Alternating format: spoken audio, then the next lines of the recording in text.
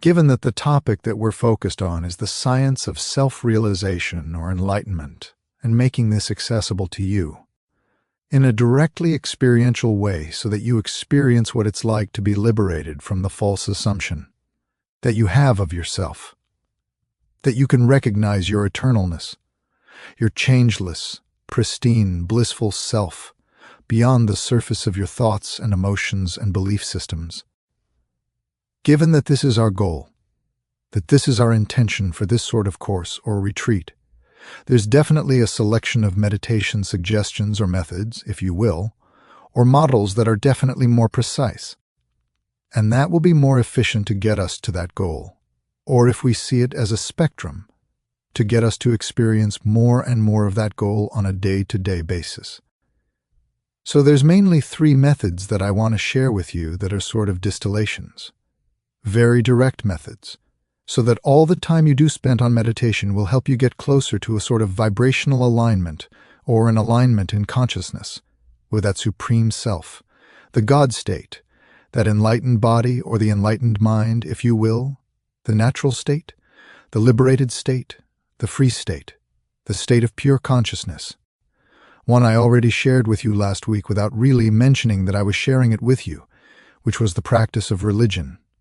Relaxing all your thoughts and emotions, and especially relaxing your allegiance to the thoughts and the emotions, your descriptions about the thoughts and the emotions, your definitions of what's appearing. We discussed how there is consciousness, and then there is what appears. So every experience that consciousness is having, we call it an appearance. A thought is an appearance. It appears. It appears and then it disappears. It appears and then it disappears. An emotion, as visceral and intense and close to yourself as it may feel, and as threatening at times as it may feel, and emotion is an appearance too. Energy in the body, sensation, touch, sense perceptions of any kind, taste, hearing, sight. These are all appearances, and we could view these appearances as if they are arising within the subject, within that greater self, or within that space of consciousness. And on a day-to-day basis, we get so lost in object attention. And really, when you boil enlightenment down, the process of enlightenment, of deepening self-realization, it is what we'll get into with the meditation techniques. You'll see this. We'll come back. It's basically as simple as dissolving more and more of our object attention addiction. Our addiction to object attention. We're like this, kitty cat. You know, when you get a new kitty cat, as young, playful, and it just focuses on whatever moves. And we are actually like that, even if we're 30, 40, 50, 60 years old. We're still kind of like this. Oh, emotion. Oh, thought. Oh, sensation. Oh, promise of pleasure. Oh, promise of pain. We're constantly object-focused, and we're constantly describing the contents of our consciousness, to the contents of our perception. And because we're so focused on the contents of our perception, we forget the bigger thing. That is, subtler. But that is so obviously present and larger, or bigger, or grander, or greater, or prior to, or more foundational than the objects that appear. So enlightenment can be distilled as, or summarized as, a change in attention from object focus to subject focus. We forget the subject as soon as we're focused on an object. And our focus on an object typically, again, goes hand in hand with the description of an object or the description of an appearance. And what we find is that when we relax our descriptions of what appears, our attention quite naturally begins to sink back. Sort of step back onto itself or rest back into its deeper state of consciousness, its source, if you will. When we're focused on objects, our attention goes outward. We develop descriptions, definitions, belief systems. We develop a subject-object relationship to the contents of our consciousness and its subject-object relationship. On a day-to-day basis, as it gets reinforced without any real awakening from this spell.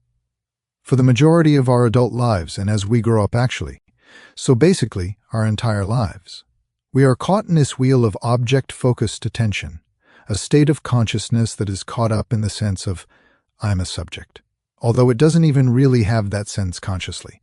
It's lost even that sense in a typical case, but it's the consciousness that's lost its own status, its own awareness of itself, and it's now lost in object focus, which produces the feeling that we are the subject in a limited type of way. Like typically that is the body. We feel like we are the body looking at external objects, objects external to our body. And once we're lost in this sort of wheel, and you could call that samsara. Some people call that samsara, or the wheel of suffering. It requires us to pause that moment. It requires us to create an interruption in that stream of thought, that stream of attention, in order to quite literally awaken, just like our dream at night needs to be interrupted, in order for us to awaken back to the fact that we were laying in our beds this whole time. It's not very different from that. We need to interrupt ourselves, learn to, in a positive, loving way, interrupt our thought stream, our focus on objects, our focus on describing objects. And so the first meditation technique is one that's really simple, and it's applicable multiple times throughout the day. That's the particular use of this. Third, or we could say first, because I'm describing it first, this first meditation technique, and it's the meditation technique that it's kind of like you take with you wherever you go. It's like you put it in your pocket, and you pull it out as often as you remember. It's like your phone, and you could even try to remember it every time you look at your phone. So maybe put a picture on the background of your phone. And every time you pull it out, it will remind you of this particular meditation, which is to relax, or thoughts or descriptions. For 2 to 5 seconds, just that, but make sure it's genuine. Make sure that it's not just another thought about relaxing. All thoughts for 2 to 5 seconds. Right. So initially, you'll have the reminder, okay, I'm going to commit to relax all thoughts or all attention on objects for 2 to 5 seconds. But then, actually do it. Actually sort of take a deep breath. You can do it now. Take a deep breath and almost pretend like you're taking all your thoughts, all your object-focused worries, concerns, attention, stress. You're taking all of that as you breathe in. You're kind of catching all of it, and then you're throwing it out. You're just giving it back to the Creator. You're giving it back to life. You're giving it back to God. You're disowning your thoughts for 2 to 5 seconds. Completely erratically, just for a moment. And again, important in that hiatus, in that interruption, in that moment of pause, or you could say that moment of nothingness, brief nothingness.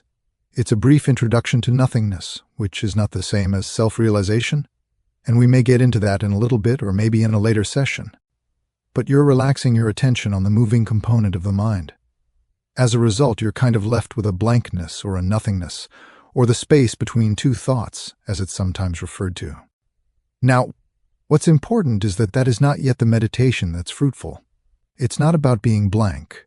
It's not about necessarily maintaining it. A state of non-conceptual thinking, although it has its uses. But what's valuable is that in that hiatus, in that blankness, you recognize, and you can try this right now, you recognize that something is aware of that moment. In this case, without thinking too much, by giving away all your thoughts, you can notice, you can sort of wake up to the clarity that remains, the cognizance, the attention, the awareness that remains, that is still aware of my voice, even though you're not really thinking about my voice. And it's like your attention turns away from the objects inside the room, and it becomes aware of the room itself. It's a similar shift, but more profound if you take this deep enough, because what you're actually doing, and this is really the bottom line of what true meditation is, as opposed to sort of all kinds of meditation techniques that are good for 1 or 2 little goals at a time. But when it comes to the real enlightenment-based, true meditation methods, what you really want to do is you want for you. And what is you but consciousness? That which hears my voice right now. That which witnesses your body. That which has this feeling of I am, of I exist.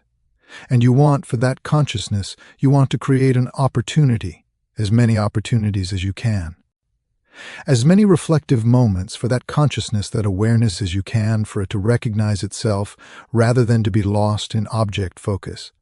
And it might sound a little bit technical, but I hope you agree with me that actually this is the whole summary of enlightenment, and it is quite simple.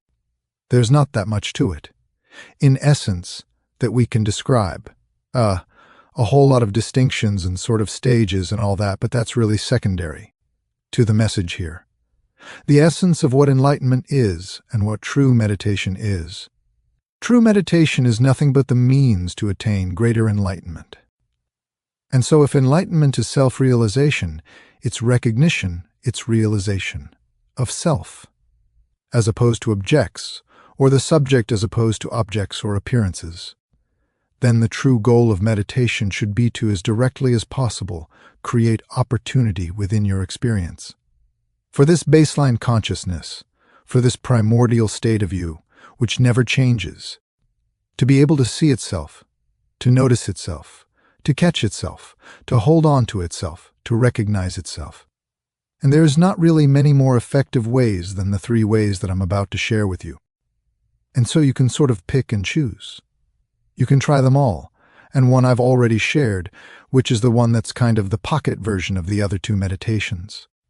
Meaning that the other 2 meditations, although you can also take them with you, and eventually they will just be with you all the time. But they're more designed for if you have some time to sit down and do sort of a more formal meditation session for 10, 20, 30, 40 minutes. Whatever you're comfortable with, and whatever you're able to free up. Whatever you prioritize or desire to free up for this. I'm estimating for most of you it'll be between 8 to 12 hours a day after watching the session. So these 2 meditations are more designed as sort of a sit-down meditation. And this one that I just described is something you can do on the fly.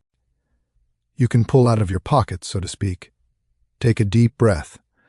Gather all your thoughts together, if you will, and then give up all your allegiance, all your attachment, all your focus on whatever object you were thinking about and whatever you were busy describing and telling stories about.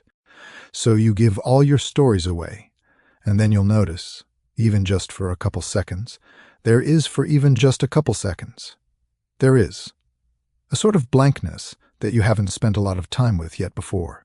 If you're new to this, and in this blankness, or in this sort of non-conceptual state of the mind, there is a greater ability to use that state of the mind as a mirror for consciousness to recognize itself in. So it's really a 2-step exercise. One is to relax all thoughts and descriptions and focus on objects, to give it all away. Surrender it all back to life, to God, to source, whatever you want to call existence. All this. So you give it away. You disown it. You just radically decide, I'm going to cut ties with my stories, with my attachments, with my investments, with my thoughts, ideas, beliefs, etc.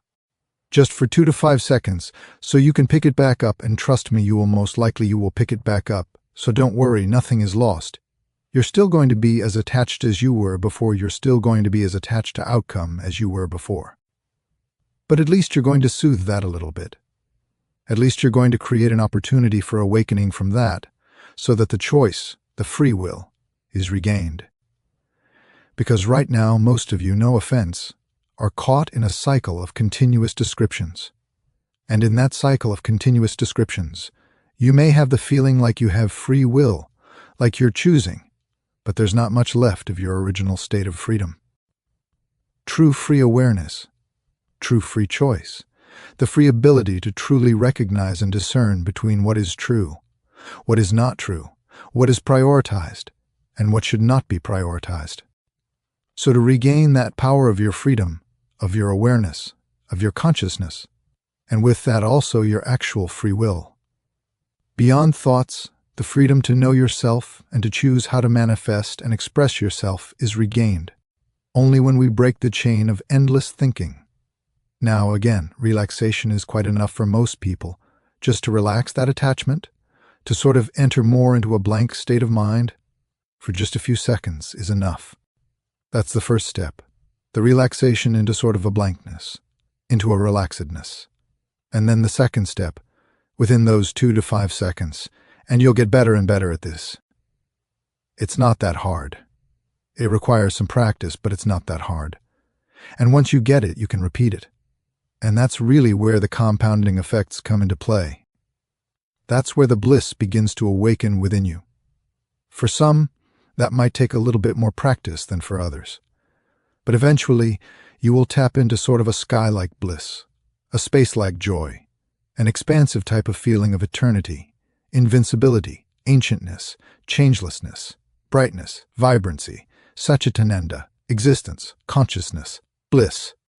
Something to look forward to, I promise. So the first step is to relax all thoughts. The second step is to recognize the clarity, the consciousness that remains. And that's really where this method comes into play. It's the recognition of yourself, of the subject of that spacious or space-like or sky-like awareness, which is already hearing my voice, which doesn't have a particular form of its own. That's why it's hard for the human conceptual mind that's so focused on objects all of its life to recognize it. It's like a fish recognizing water. It's so subtle. It's so pervasive. It's so always present. It's so part and parcel of everything that it sees and knows and interacts with that it cannot recognize it, so to speak. It doesn't know water. Similarly, just like you don't really pay much attention to air unless there's a fire and there's smoke, or there's some other kind of hazard, or lack of oxygen. But for the most part, you're not aware of air. But think about it, it's here all the time. It surrounds all the objects that you're so focused on. Without it, you wouldn't be able to think about the objects that you're thinking about. You wouldn't be able to describe anything because you'd be dead. So it's part and parcel of who we are. It's so crucial. It's so foundational. It's so subtle. It's so all gravity. Gravity is here constantly, but how many of us are thinking about gravity for even 1% of the day, right? We take it for granted. The true self, it's the exact same thing. It's hiding in plain sight, and once you see it, once you begin to recognize it, you will laugh. You will begin to laugh. When you really, really begin to recognize it. Yes. So just like the fish doesn't recognize water, because it's so obvious, and a human doesn't recognize gravity, because it's so part of everything that it's doing, it's so integrated, interwoven with the very fabric of its everyday waking experience that it goes unnoticed. With awareness, but if you relax all your descriptions, all your attention on objects or thoughts or future projections or concerns, etc., just radically become fully present. Give it all away to God, or again, whatever you want to symbolize life to be. Disown it. Say no more. No more thoughts right now, just for a few seconds. I can pick it back up later, but for now, done. No more thoughts. A radical stopping of all descriptions. And in that brief moment, there is a natural, innate clarity that's recognized. And this is like the fish waking up to the presence of water, or the human remembering, and recognizing and appreciating the presence of gravity. It's very similar to that. It's a shift from objects to the space around the objects, or content to the container or appearances, to the consciousness to which they appear, or inside of which they appear. Appearances appear only inside of consciousness. You've never had an experience apart from consciousness, just like the fish has never had an experience apart from water. And we've never walked around this earth without gravity. It's very similar to that. You've never been there to experience something without having been there to experience something. And what is the means to experience something? Is it not consciousness? Is it not you? Is it not your being there, your being conscious right there to have a perceptual experience? Just like the dream at night is completely dependent on the mind that's dreaming or on the consciousness that's dreaming. No. Your dream, you seem to have a body. You seem to have ears and mouth and nose and eyes, and you seem to see people with those senses. But when you wake up, you realize you didn't really have a body in the dream state. It was all fabricated. It was all produced. Projections of your consciousness. But the whole world that you experienced during the dream state seemed very real, and it seemed to exist on its own terms, out there. You were just a witness of it. But when you wake up, you realize that that whole world of perception occurred only inside of mind, or inside of consciousness. Very, very similarly, I would almost say Exactly. In the same way, you can begin to realize you. You can begin to realize if you're open to this. You can turn the whole universe inside out, and that's really what enlightenment ultimately is. Now again, you don't have to go to that level if you don't want to, but you can. I just want you to know that you can if you take this deep enough, and you're always in control of how deep you take this. So don't worry, just dabble if you want to. Put your little toe in, then put your big toe in, put your foot in, put your calf muscle in, put your whole leg in, then take a swim if you want to, then go underwater. It's up to you.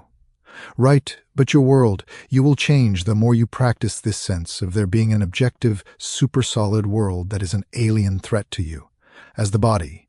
That whole feeling of being the body inside of a world that causes your fear of death and all these other attachments that we have that bog us down, that keep our vibration low, that keep us static and heavy, that don't allow us to just and fly and be free of fear, and then therefore love and give and create freely, and recognize the purity and the perfection of all things as they appear, and be able to take skillful action to help balance things in the relative world. All of that is not available to us, because true intelligence is not available to us, because we continue to believe in this bubble of our object-focused, generated storyline. And that's where all your suffering exists. And you can liberate yourself from this. You can, if you want to. If you believe it's possible, I'm telling you it's possible. It's up to you to believe that or not. If you believe it's possible now, the practice becomes valuable to you. And through the practice, you will gain more and more direct experience. Over time, the universe is like it's turned inside out, instead of you being inside the universe. It's like the whole universe lives inside of you, without any sense of sort of delusion. Or there being a story about that. It's just the nature of perception becoming so aware of itself that it's turned inside out, kind of like a lucid dream.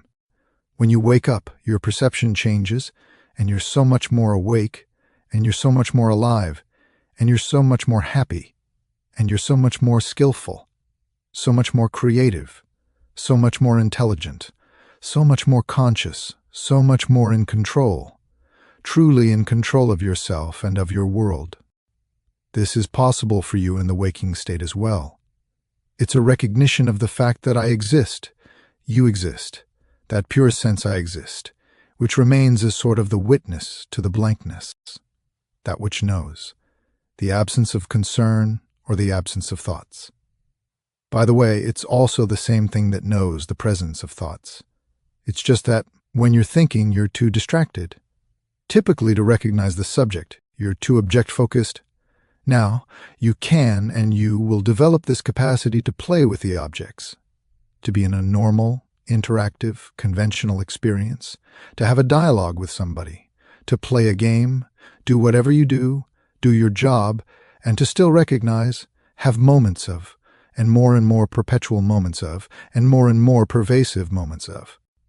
This sort of beaming, blazing clarity that kind of shines from the background of your existence, and it kind of outshines all the elements in your experience with a sort of love, and a light, and a bliss, and an isness, and a clarity, and a consciousness, and an awakeness, lucidity. So more and more that's the case. And then at that point, and even before that point, it doesn't really matter whether you're thinking or not thinking, because you're able to recognize consciousness. Regardless, you're able to recognize the true nature of things directly, the isness of things directly, without the need to sort of stop thinking. But as an introductory sort of chapter of your search for enlightenment, the first few months of your practice, it's very helpful to stop the thoughts as best you can, as much as you can.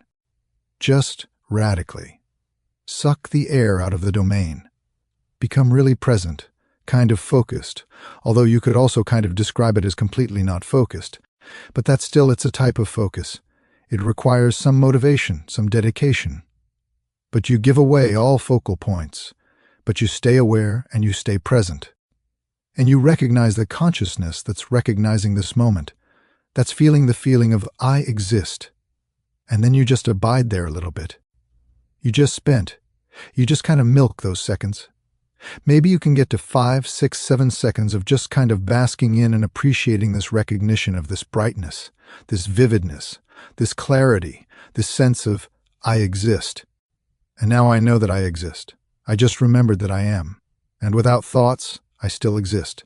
And there's this grandness to this. There's this vastness. There's this bedrock quality, this foundational, changeless, pervading quality to it. And then you just become more and more familiar with that state. You forget more and more of the objects more frequently, and you remember the essence of the subject more and more frequently. My friends, is enlightenment. That is the spectrum of enlightenment. It's really that simple, and you can do it today. Sounds like an advertisement, but you can do it today. It is kind of an advertisement.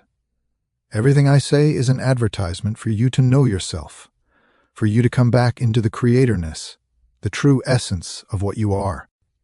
You deserve it, and you can. It is what you are. So, why not? Try to do this together. All right, that's enough repetition of meditation method number 1. Now this kind of leads into one of the other ones, if we kind of continue where I just left off. So we've relaxed all thoughts and emotions. And let's say you're at home and you're sitting down.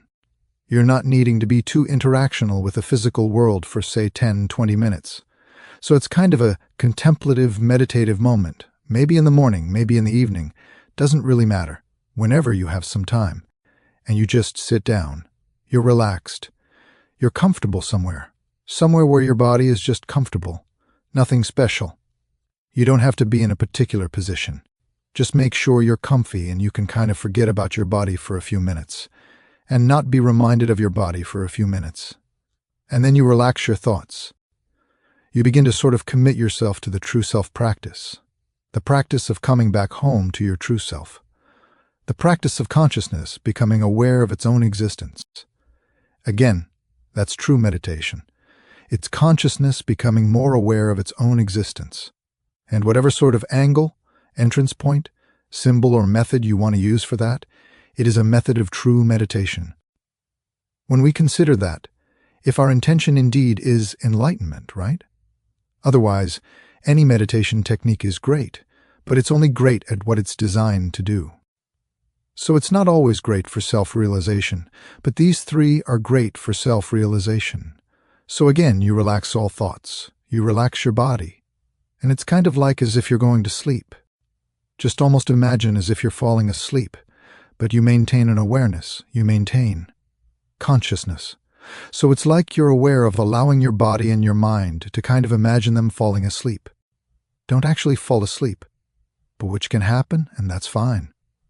But try not to fall asleep. It's just the imagining of falling asleep. It's just one part of the method. You don't even have to do this. It's not the method itself yet. It's sort of introductory.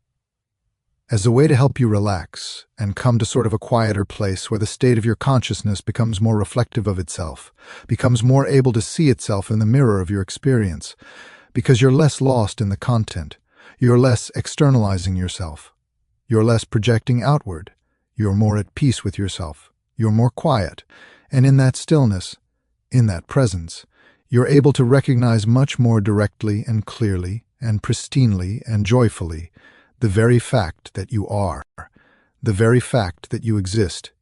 Just that. So it's exactly what this meditation technique is. It's a deepening or continuation of the 2 to 5 seconds. 2 to 5 seconds you take on the road with you. But when you sit down, you can also do the 2 to 5 seconds and just repeat it. But if you're able to, and you are ultimately, just deepen that. You continue to sort of abide in that feeling of I am. Feeling of existence, knowing that it exists. Of I consciousness, know that I consciousness or beingness am. And try to just hone in on that subtle frequency, if you will. It's like tuning your radio to a particular frequency in order to hear that specific song. And again, it's like a fish recognizing water. Where does it look? What does water look like? It goes to other fish teachers and fish gurus, and the fish gurus try to tell the little guppy what water is, but the fish keeps looking for water to be some kind of an object. But it can't find it, because water is everywhere, and it's part and parcel of all the things that it's ever experienced. And this is what we mean when we say subtle. The nature of what you really are is subtler than where you're typically focused, way in which you're typically focused, or the objects on which you're typically focused, which are grosser. They're more gross. They're more rough. They're more dense. They have a more tangible shape and form and size and limitation. So it's easier to recognize them, to focus on them, and it's easier to be distracted by them. That's why we give up all our descriptions and thoughts for a few seconds to kind of create an opening, a hiatus, an interruption in those clouds that cover the sun. The sun's already there. From the sun's perspective, the clouds don't matter whatsoever. Cloudy day, sunny day, it has no notion of that whatsoever. The true self is just like that. The true self has no notion of a turbulent day or a stressful day versus a peaceful and quiet day. It doesn't care. It couldn't care any less. The true self, not that it's not compassionate by nature, but just it doesn't make a difference. Just like a cloudy day from the perspective of human being wanting to look up at the sun makes a difference. But if you were to be the sun, you have no notion of it being cloudy on Earth or not cloudy on Earth. And even if it is, even if you do have a notion of that, what difference does it make? You radiate just as brightly, just as steadily as you ever did. The true consciousness, which is ever hearing my voice without you doing anything about it, does not depend on your recognition of it. But that's your freedom. That's your choice to make. Do I want to recognize my true self? Do I want to recognize the emness, the beingness, the isness, the consciousness of what is always me? Or do I want to forget that and sort of fall into object-focused, description-based, story-based personality living? And you can have, to some degree, you can have both. You can shift back and forth, but you'll find that one is much more blissful, truthful, clear, and reliable than the other. And let's go. So we want to create that little break in the chain of thoughts to allow for this reflective space to open up. Self-reflective, where the feeling I am, not so much the thought I am, but because before the words I am cross your mind, you already at some level know, you already know that you are. Thank you. You want to get in touch with that subtle foundational knowingness of I exist. Deep, instinctual, instinctive, intuitive knowledge or feeling of I. Yeah. And the more you're able to identify or hone in on that subtle frequency of the feeling state before the thoughts, just the feeling state, the true pure knowledge state, the knowing, that I am, knowing the knower, basically. Being aware of awareness. Those are all synonyms for the same state. Being the fact that you are, knowing the fact that you know, being conscious of the fact that you're conscious, being aware of the fact that you are aware, knowing that you're knowing, recognizing that you're recognizing. I'm just choosing the words for right now. I'm choosing the words, I exist or I am. Go to the feeling, the direct, pure knowledge which you already have. It's already active on some level. Consciousness, just like gravity, is already active. You just have to kind of search for it in an unorthodox way, in an unusual way, a way in which you're not used to focusing your attention. Because it's a concentration, but it's a defocusing on any of the objects that you're familiar with.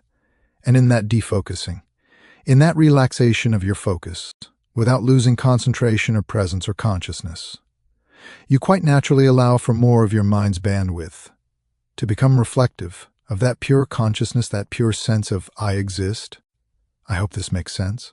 So that is the practice, is to identify the feeling of I am, and to, as much as possible, maintain pristine awareness. Learn to sort of quote-unquote concentrate or defocus, yet be aware of that base feeling of I know that I exist. And you just kind of ignore everything else for the period that you've set aside for meditation. You kind of ignore every other thought. You just don't pay any significance. Don't give it any significance. And this is one of the topics I kind of want to talk about. Maybe today, maybe next session. But it's how to not give things significance and why that's a good thing and how that's actually balanced and holistic. And this will greatly help you in your relaxation into the recognition of your true self, because meaning is what distracts us from this natural state. More on that later. So first technique relax for 2 to 5 seconds and recognize the consciousness, the beingness, the isness, the clarity that remains. Second meditation tool, it's kind of similar. You just relax until you recognize that I am this, but you're doing it for a longer period of time.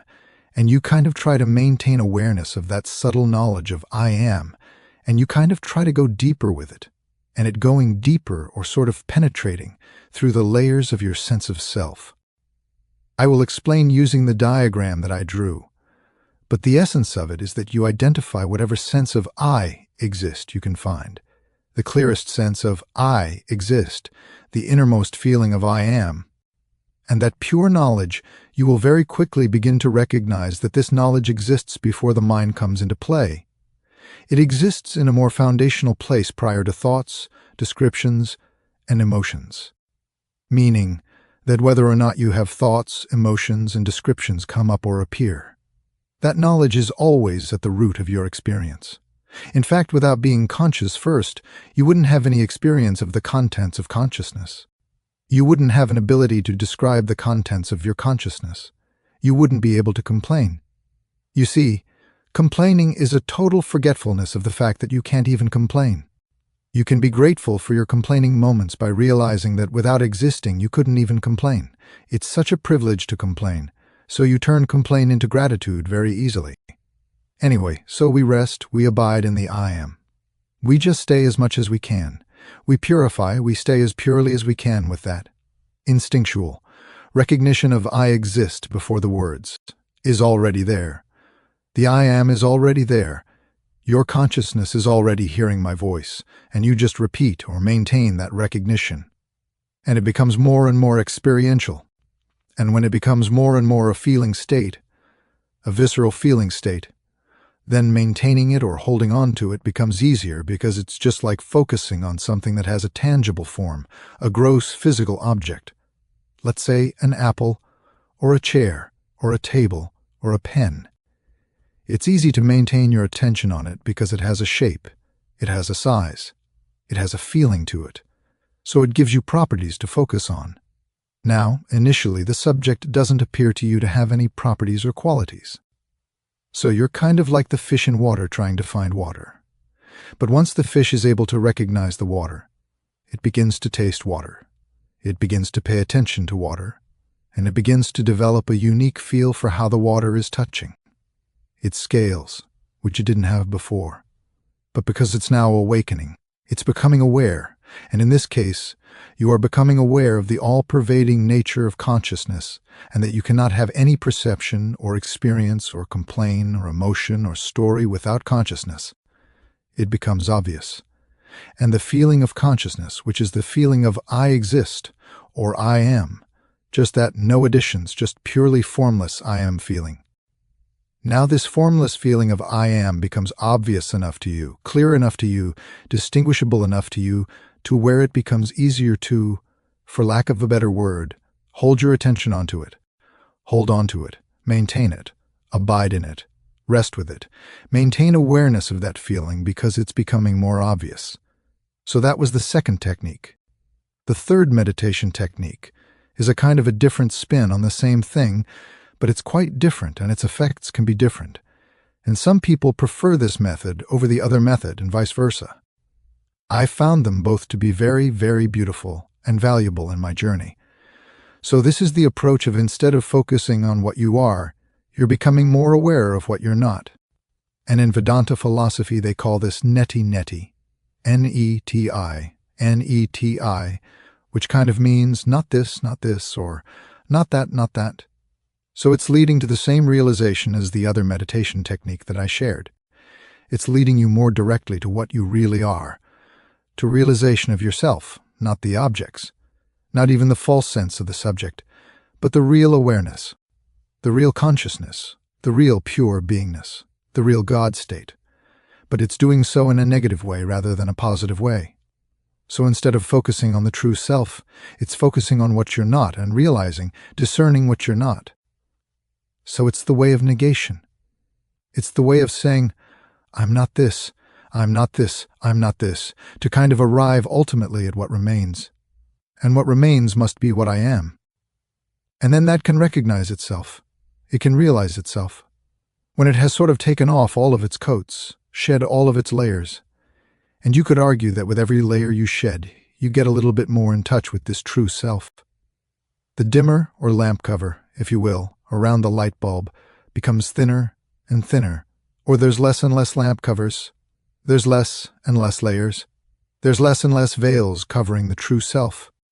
So your vibration, if you will, your frequency, your state of consciousness begins to mimic, begins to be transparent to, begins to become one with the true self once again, more and more through this practice of giving away what you are not. So, it's a very simple method. A thought comes up. And if you're conscious of the thought, or if you're deliberately practicing meditation, then I assume you're conscious of the thought. And then you observe the thought, like you would observe any physical object, and you find out if it contains you. If you, your sense of I, is that object or is that thought? You can start with physical objects too, and you can then move on to emotions and feelings and sensations, and you can move on to thoughts and beliefs. Thank you. And everything you observe, you realize it's a perception. It's an appearance inside of you, inside of your consciousness. And as the appearance appears, as the thought appears, you negate it as not being you. Not just conceptually, but by actually looking at it and seeing that you could never possibly be this hand. Right? This hand is appearing. My consciousness, I'm aware of this, what we call this hand. But what portion of this hand is me? Is all of it me? Is this finger me? Is the movement aspect of it me? Is the fleshy part of it me? Are the bones me? So you just investigate, especially the object you've identified with, or that distract you, that you give a lot of meaning in your life, that cause a lot of suffering and struggle and stress and strive and contractions. You especially take those objects because those are the objects you're bound by your own free will, by your own delusion, by your own ignorance. Your true self. You have lodged your true self onto these object perceptions or descriptions, and you believe yourself to be identified with them, to be tied to them, that their fate equals your fate. And that's why you are so concerned. That's why you lose all this ability to recognize yourself and to operate from a state of clarity and unity with the Creator. That's why you become less intelligent, more static, more human, more on a treadmill, more automatic pilot. You lose more and more of your freedom, your free will, your creativity, your childlike spark of the Creator. You lose it more and more and more because you believe more and more that you are the thoughts and you are the objects you're describing. This has no way to live. It's absolute bondage. It's absolute suffering. It's terror, self-imposed terror. You don't have to live that way, and you don't have to fear not living that way, because not living that way is great. And you want it, trust me. You want to not live that way. That's what you've always wanted. That's what you've always been searching for. In this mess of the objects, and your descriptions, and your thoughts and emotions, what you've secretly been looking for is exactly what I'm trying to tell you here. But you fear it. What fears it, though? Is that you? Good point. Is the fear of living this way that I'm describing, that I'm advertising, that I'm promoting on behalf of yourself to remind you to wake up to your true self, your true potential, your true capacity, your true freedom? And in the face of that, a lot of you fear. A lot of fear comes up for that. Oh, but what about this? What about that? Because we've become so attached, so blinded, so deluded, so painfully fallen asleep in our thoughts, that we really fear. The most natural, eternal, everlasting, invincible state known to anything in creation that we fear. That which is already our home, and it's inevitably our place to which we return. And it's here, and it's conscious, and it's alive. It's not death, it's alive.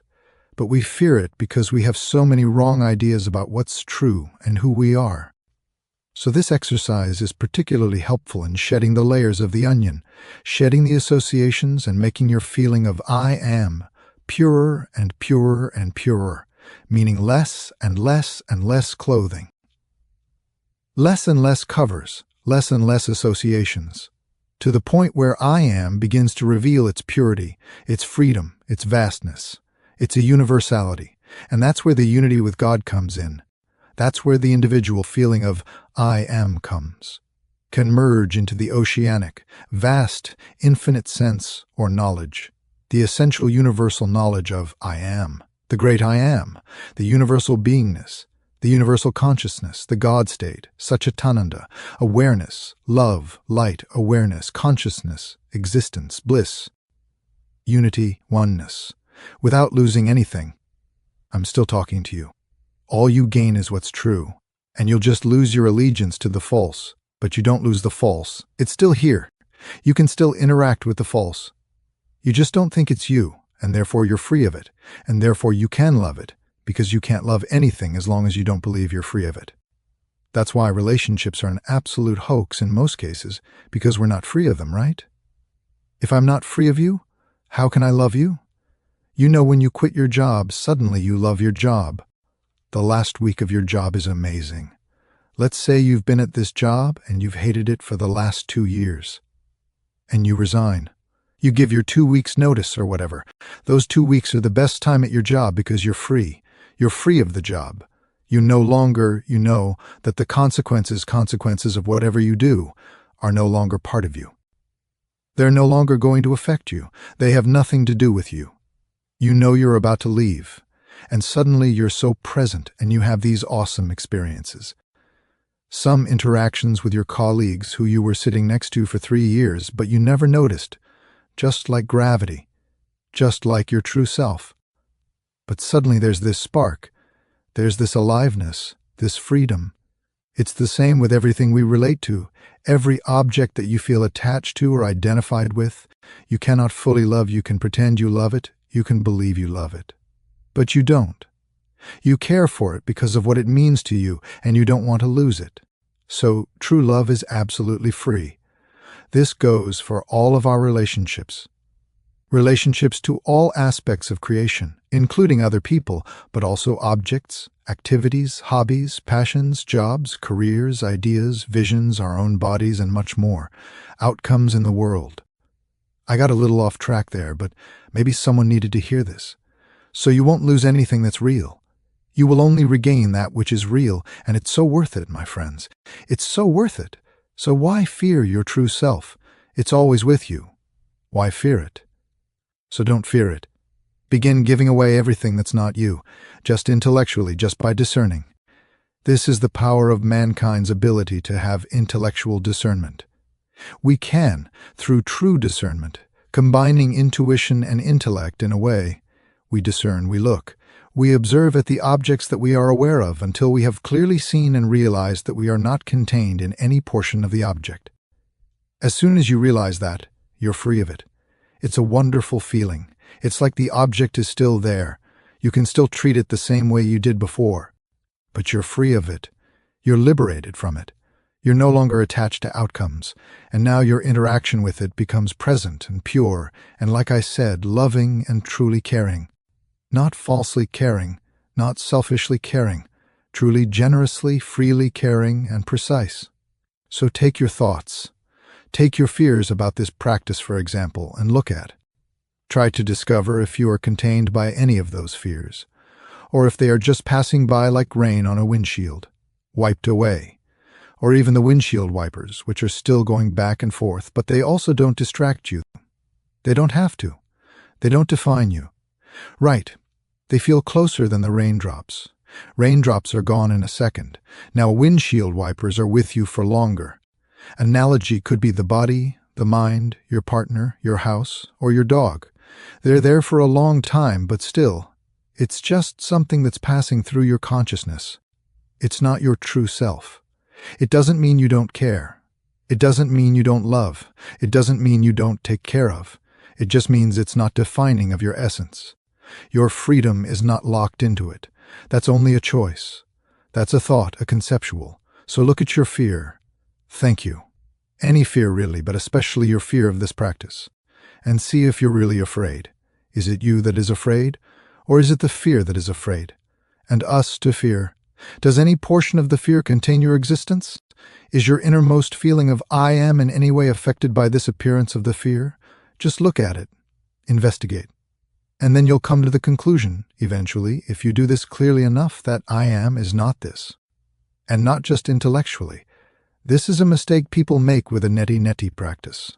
They just kind of repeat, I am not this, I am not this, I am not this, I am not this. Yes, for some people that can work, but for a lot of people it creates sort of an intellectual kind of a trap, and it can work to some degree, but then it kind of stops being functional. So you want to deepen that. You want to really take your conscious awareness. Observe a thought or an emotion until you've exhausted every portion of it and you know for sure it's not you. Then you're free of it forever. If it's not forever, you haven't looked thoroughly enough. You still have a belief that you're attached to it. You can apply this to your body. Are you contained by any of your limbs, any of your blood vessels, any of your organs? Does any of them? Does your brain contain you? Your sense of existence? And that something magical happens when you get to that stage of examining the body. You realize consciousness, you're not the body. The body is an appearance inside of consciousness, just as the world is an appearance inside of consciousness. But this may be for a little later stage. I might be getting ahead of yourselves at this stage, but at least you know sort of the possibilities of how far you can take this. And it's beneficial. It's absolutely beautiful, and it gets you closer to the truth. It makes you less delusional, not more delusional. But take it at your own pace, so that you can handle the sort of shifts in consciousness and identity that occur. So again, first exercise, take it with you on the road. Relax, 2 to 5 seconds, all thoughts and descriptions, and object focus. In the blankness, you recognize consciousness, you recognize clarity, you recognize cognizance, you recognize the fact that you exist without the thoughts. Wonderful, beautiful, boom. Repeat that many times a day. Simple, easy, quick. But do it thoroughly. Do it with will. Do it with intent. Relax body and mind for a longer period of time, as in a meditative experience. Identify the feeling of I exist, of I am. And then that subtle feeling, you make it more obvious. You discover it with a curiosity. You try to sort of taste it, feel it, see it, be it. This sense of I exist makes it clearer and clearer until that subtle frequency becomes more stable, until it becomes like a mountain, until it becomes so obvious that it's almost all-consuming. That's why it's so self-evident. That you cannot help but have a conversation with someone without recognizing your pure existence, outshining that whole experience, while you're interacting with your body and their body. And that's where the intelligence comes in.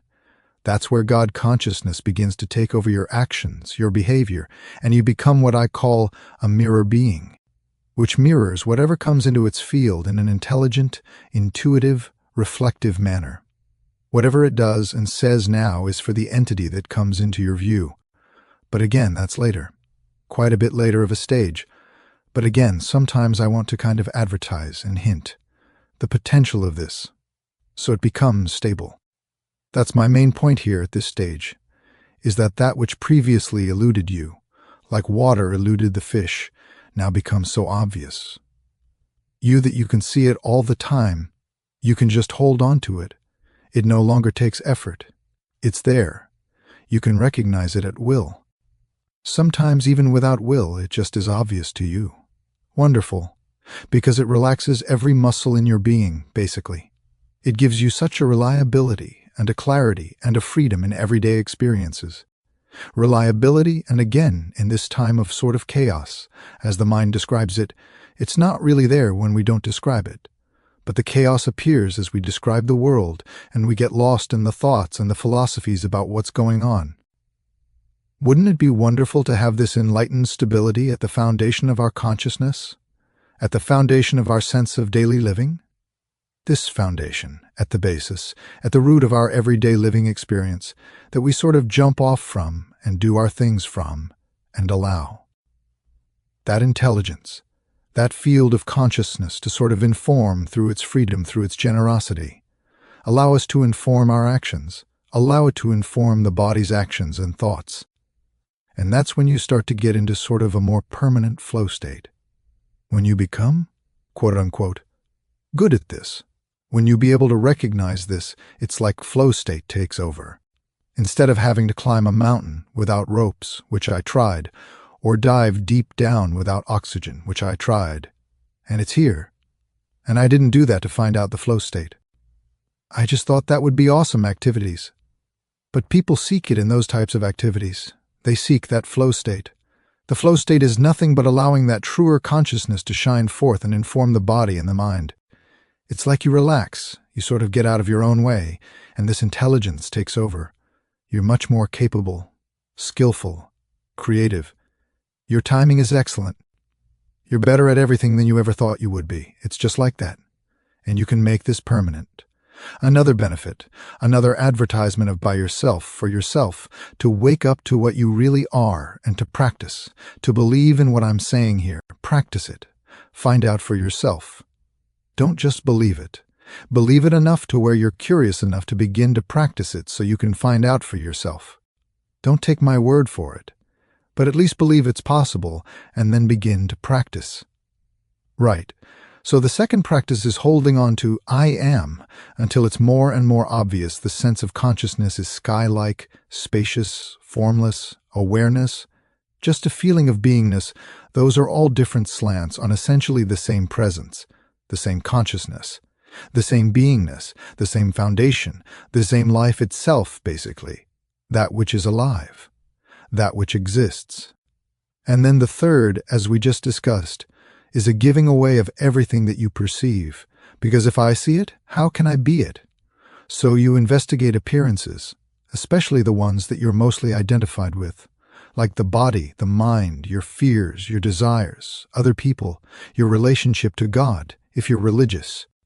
And you investigate these appearances, these thoughts, emotions, belief systems, and feelings until you realize, through clarity, through direct observation, that you see. It's not you. It's simple. It's empty. It's naked. It just drops like a water droplet from a leaf into a quiet little pond with no other sounds around. And suddenly you just know, I am not my body, and it's clear as day, and it's undeniable. Or you know, I am not my emotions, and you're free from emotions, even as they continue to rage or move through you from time to time. At the same time, you'll be free of whatever appears, if you've investigated whether or not it contains yourself, that you are not what appears. The freedom and the bliss that can be accessed and the intelligence is hard to describe. Enlightenment is possible. It's here. It's for you. Pause for 2 to 5 seconds. Recognize what's already watching. Recognize the effortless, inevitable state of primordial wisdom shining through your eyes right now. Hearing my voice is the state that's talking to itself through my body, through your body, and it's awakening itself. It has nothing to do with this body. It has nothing to do with your body. This is pure consciousness talking to itself through 2 different telephones. Welcome to our unity self. Welcome to your freedom. Welcome to your empowerment. Welcome to the true life. Welcome to heaven. True heaven. I will save the talk about meaning and significance for the next time, just because explaining these meditation techniques, I wanted to be thorough. I want you to be able to re-watch this once or twice more, and then be totally set for life, like really know. The art of meditation really have everything you need to practice sort of this direct path to your enlightenment, to your liberation, to your freedom, my friends. Cheers. Toast. I wanted you to be thorough with this, to have a thorough understanding of this, and so it took a little bit longer. I'm just considering whether to discuss the diagram right now or next session. Yep, I'll save it for next session, because I really want you to integrate this.